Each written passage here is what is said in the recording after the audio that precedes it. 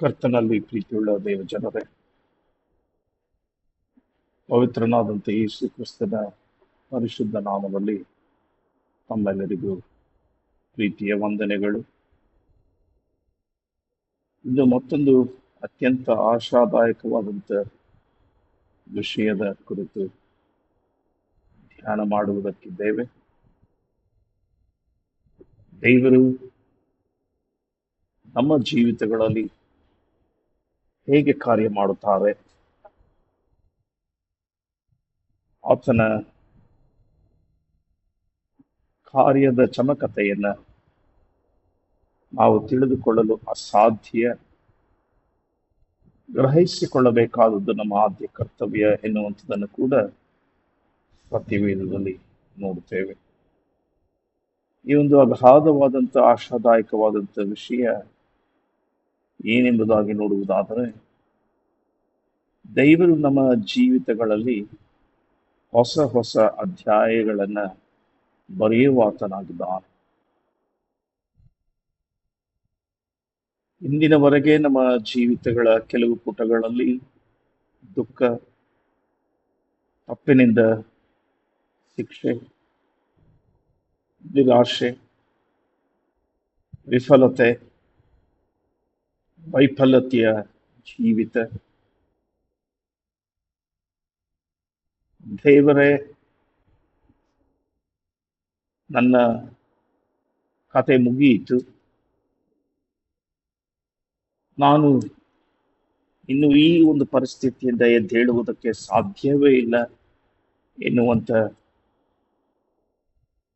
ಸ್ಥಿತಿಗತಿಗಳನ್ನು ಅವಲೋಕನ ಮಾಡುತ್ತಾ ನಾವು ಕುಳಿತಿರುವುದಾದರೆ,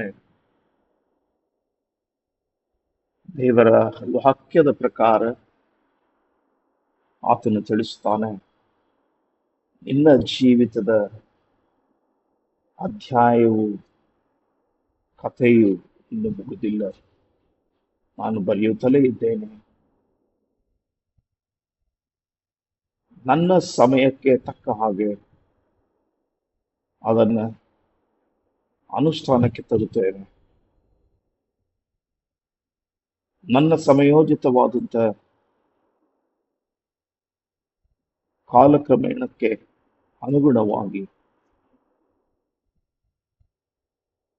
ಹೊಸ ಹೊಸ ಪುಟಗಳನ್ನು ಅಧ್ಯಾಯದಲ್ಲಿ ಸೇರಿಸುತ್ತಾ ಬರುತ್ತೇನೆ ಎಂಬುದಾಗಿ ಆತನು ತಿಳಿಸುವಾತನಾಗಿದ್ದಾನೆ.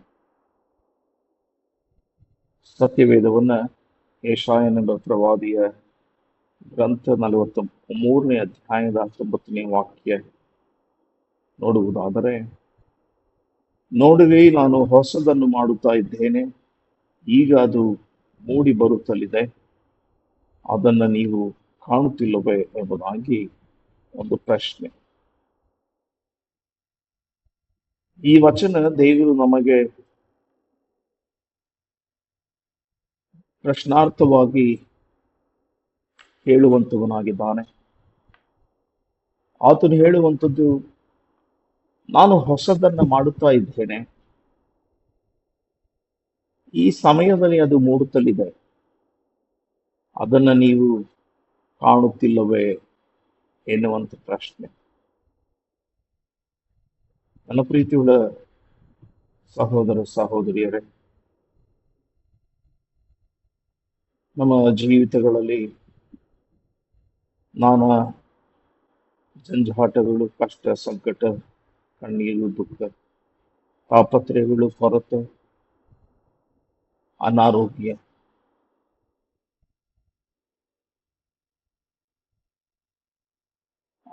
ಹಾಳೆಯನ್ನ ತಪ್ಪಿ ನಡೆದು ಹೋಗುವಂತ ಜೀವಿತ ಎಂಬುದಾಗಿ ಅಂದುಕೊಂಡರೂ ತಪ್ಪಾಗಲಾರದು. ಇಂತಹ ಪರಿಸ್ಥಿತಿಯಲ್ಲಿ ಸಿಲುಕಿಕೊಂಡಂತ ಮಾನವರ ಜೀವಿತದಲ್ಲಿ ದೇವರು ಹೊಸತನ್ನ ಮಾಡುತ್ತಾನೆ. ಒಂದು ಹೊಸ ಶಕ್ತಿಯನ್ನ ಆತನು ಸತ್ಯವಾಗಿ ನೀಡುತ್ತಾ ಇದ್ದಾನೆ. ನಾವು ಮಾಡುವಂತ ಹಳೆಯ ತಪ್ಪು ಅಪರಾಧಗಳನ್ನ ಆತನು ನೆನಪಿಸಿಕೊಂಡು ಇದು ಸಾಧ್ಯವಿಲ್ಲ ಎಂಬುದಾಗಿ ಹೇಳಬಹುದಿದ್ದರೂ ಹಾಗೆ ಆತನು ಮಾಡದೆ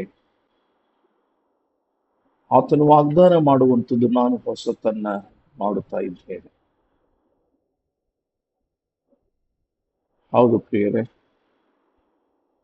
ಮಾನವರು ಆಗಿ ನಮ್ಮ ಜೀವಿತಗಳಲ್ಲಿ ಅನೇಕ ಹಳೆಯ ಸಂಗತಿಗಳನ್ನು ಹಿಡದೆ ಜೋಲಾಡುತ್ತಾ ಇರ್ತೇವೆ. ಅವುಗಳನ್ನು ಬಿಟ್ಟು ಮುಂದೆ ಹೋಗುವುದಕ್ಕೆ ನಮಗೂ ಇಷ್ಟ ಇಲ್ಲ. ಮತ್ತೊಬ್ಬರು ಹೋಗುವವರನ್ನ ಕೂಡ ನಾವು ಬಿಡುವಂತ ವ್ಯಕ್ತಿಗಳು ಅಲ್ಲ. ಇಂತಹ ಜೀವಿತವನ್ನ ಕ್ರಮಬದ್ಧವಾಗಿ ಮಾಡಿಕೊಂಡು ಬಂದಂತ ನಾವು ದೇವರು ನಮ್ಮಂತವನೇ ಎಂಬುದಾಗಿ ಅಂದುಕೊಂಡಿದ್ದೇವೆ. ನಮ್ಮ ಹಾಗೆ ಹಳೆಯದನ್ನ ಮೆಲುಕು ಹಾಕುತ್ತಾ ಹೊಸತನ್ನ ಮಾಡದೆ ಪ್ರಾರಂಭಿಸಲು ಹೋಗದೆ ನಾವು ಮಾಡಿರುವಂತ ಎಲ್ಲ ತಪ್ಪು ಅಪರಾಧಗಳನ್ನೇ ಮೆಲುಕು ಹಾಕುತ್ತಾ ಆತನು ಇರುವಾತನಾಗಿದ್ದಾನೆ ಎಂಬುದಾಗಿ ನಾವು ಅಂದುಕೊಳ್ಳುವುದಾದರೆ ಆತನ ವಾಕ್ಯ ಈಗಾಗಲೇ ಓದಿ ಕೇಳಿಸಿಕೊಂಡಂತೆ ಅದು ಹಳೆಯ ಅಧ್ಯಾಯದ ಒಂದು ಕೆಲವು ಪುಟಗಳು. ಆ ಪುಟಗಳಲ್ಲಿ ನೋವು, ಅಪಮಾನ, ಒಂಟಿತನ, ಕೈ ಹಾಕಿದ ಎಲ್ಲ ಕೆಲಸಗಳಲ್ಲಿ ವಿಫಲತೆ, ಯಾವುದರಲ್ಲಿಯೂ ಕೂಡ ಉತ್ತಮವಾದದ್ದನ್ನ ಅನುಭವಿಸಿಯೇ ಇಲ್ಲ. ಇಂತಹ ಪರಿಸ್ಥಿತಿಯಲ್ಲಿ ನಮ್ಮ ಜೀವಿತವನ್ನು ಕಳೆದಿದ್ದೇವೆ ಎಂಬುದಾಗಿ ಹೇಳುವುದಾದರೆ ಆ ಅಧ್ಯಾಯದ ಅಂತಿಮ ಪದ, ನಾನು ಇವುಗಳನ್ನು ಪರಿಗಣಿಸುವುದಿಲ್ಲ ಮತ್ತು ಹೊಸದಾಗಿ ಆರಂಭಿಸಲು ನಿಮ್ಮನ್ನ ಶಕ್ತಿಯುತರನ್ನಾಗಿ ಮಾಡುತ್ತೇನೆ, ನಿಮ್ಮ ಪಾಪಗಳನ್ನ ಕ್ಷಮಿಸಿಬಿಟ್ಟು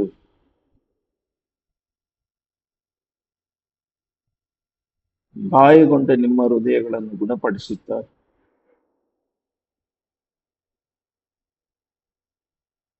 ಮುರಿದ ಜೀವನವನ್ನ ಮತ್ತೆ ಕಟ್ಟುತ್ತೇನೆ ಎನ್ನುವಂತ ವಾಕ್ಯದ ಸಂದೇಶವನ್ನ ಕರ್ತನು ನೀಡುತ್ತಾ ಇದ್ದಾನೆ. ಪ್ರೀತಿಯುಳ್ಳ ದೇವ ಜನರೇ, ಇಂತಹ ಒಂದು ಪರಿಸ್ಥಿತಿಯನ್ನು ನಾವು ಎದುರು ನೋಡಬೇಕಾದರೆ ದೇವರು ನಮಗೊಂದು ಹೊಸ ಅಧ್ಯಾಯವನ್ನು ಬರೆಯಬೇಕಾದರೆ ಈ ವಾಕ್ಯವನ್ನು ಅರ್ಥ ಮಾಡಿಕೊಳ್ಳಬೇಕಾದದ್ದು ಬಹಳ ವಿಶೇಷ. ಪೌಲನು ಕೊರಿಂಥ ಸಭೆಯವರಿಗೆ ಬರೆಯುವಂತ 2ನೇ ಪತ್ರಿಕೆ 5ನೇ ಅಧ್ಯಾಯದ 17ನೇ ವಾಕ್ಯ, ಆದ ಕಾರಣ ಯಾರಾದರೂ ಕ್ರಿಸ್ತನಲ್ಲಿ ಇರುವುದಾದರೆ ಅವರು ನೂತನ ಸೃಷ್ಟಿಯಾದರು, ಹಳೆಯವುಗಳೆಲ್ಲವೂ ಕಳೆದು ಹೋಯಿತು, ಈಗೋ ಹೊಸತನವು ಮೂಡಿ ಬಂದಿದೆ ಎಂಬುದಾಗಿ ವಾಕ್ಯದ ಪರಿಚಯದ ತಿಳಿಸ್ತದೆ.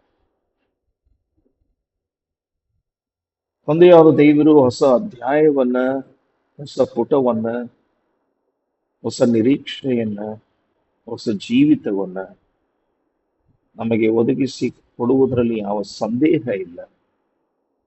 ಆದರೆ ನಾವು ಕ್ರಿಸ್ತನಲ್ಲಿ ಇದ್ದರೆ ಮಾತ್ರ ಆ ಒಂದು ಹೊಸ ದೃಷ್ಟಿಕೋನದಲ್ಲಿ ನಮ್ಮ ಜೀವಿತಗಳನ್ನು ಮೂಡಿಸಿಕೊಳ್ಳಲು ಸಾಧ್ಯ ಎಂಬುದಾಗಿ ದೇವರ ವಾಕ್ಯ ನಮಗೆ ತಿಳಿಸ್ತದೆ.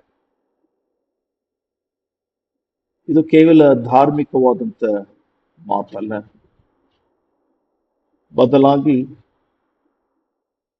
ದೇವರು ಕೊಡುವಂತ ವಾಗ್ದಾನ, ಕ್ರಿಸ್ತನಲ್ಲಿ ಐಕ್ಯಗೊಂಡಂತ ಪ್ರತಿಯೊಬ್ಬ ಮನುಷ್ಯನಿಗೂ ಸಿಗುವಂತ ಹೊಸ ಜೀವಿತ. ಆ ಜೀವಿತದ ರೂವಾರಿ ದೇವರೇ ಆಗಿದ್ದಾನೆ. ಆತನು ಹೊಸ ಜೀವಿಯಾಗಿ ರೂಪಿಸುವ ಕರ್ತನಾಗಿ ನಮ್ಮ ಮಧ್ಯದಲ್ಲಿ ಕಾರ್ಯನಿರ್ವಹಿಸುತ್ತಾನೆ. ಹಾಗಾದರೆ ಮೊದಲನೆಯದಾಗಿ ನಾವು ಹಳೆಯ ಪುಟಗಳನ್ನು ದೇವರ ಕೈಗೆ ಒಪ್ಪಿಸಿಕೊಡಬೇಕು. ಹೊಸ ಅಧ್ಯಾಯವನ್ನು ನಂಬಿಕೆಯಿಂದ ಸ್ವೀಕರಿಸಿ ದೇವರು ಏನನ್ನ ಬರೆಯುತ್ತಾ ಇದ್ದಾನೆಂಬುದಾಗಿ ಆತುರದಿಂದ ನೋಡದೆ ವಿಶ್ವಾಸದಿಂದ ಕಾದಿರಬೇಕು.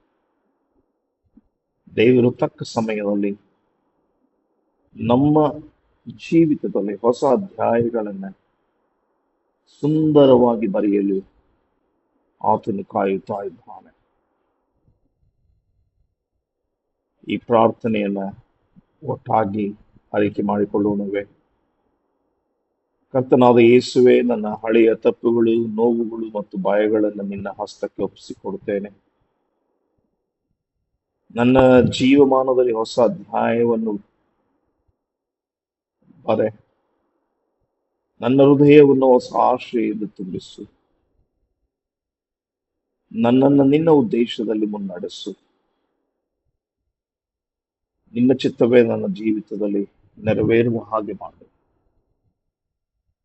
ಯೇಸು ಕ್ರಿಸ್ತನ ಘನವುಳ್ಳ ನಾಮದಲ್ಲಿ ತಂದೆಯಾದ ದೇವರೇ, ಅತಿ ವಿನಯದಿಂದ ಪ್ರಾರ್ಥಿಸಿ ಬೇಡಿ ಹೊಂದಿಕೊಂಡಿದ್ದೇವೆ. ಆಮೇಲೆ ಪ್ರಿಯರೇ, ನಂಬಿಕೆಯಿಂದ ಪ್ರಾರ್ಥನೆ ಮಾಡಿದ ನಾವು ಅದೇ ವಿಶ್ವಾಸದಿಂದ ಇನ್ನು ನಮ್ಮ ಜೀವಿತಗಳು ಇನ್ನು ಮುಗಿದಿಲ್ಲ. ದೇವರು ಇನ್ನು ನಮ್ಮ ಜೀವಿತಗಳಲ್ಲಿ ಹೊಸ ಪುಟಗಳನ್ನು, ಅಧ್ಯಾಯಗಳನ್ನು ಬರೆಯುವುದಕ್ಕಿದ್ದಾನೆ. ವಿಶ್ವಾಸದಿಂದ ಅದನ್ನ ಎದುರು ನೋಡುತ್ತಾ ಇದ್ದೇನೆ. ಆತನು ತಕ್ಕ ಸಮಯದಲ್ಲಿ ನಮಗೆ ಅದನ್ನು ದಯಪಾಲಿಸಿ ಕೊಡುವುದಕ್ಕಿದ್ದಾನೆ.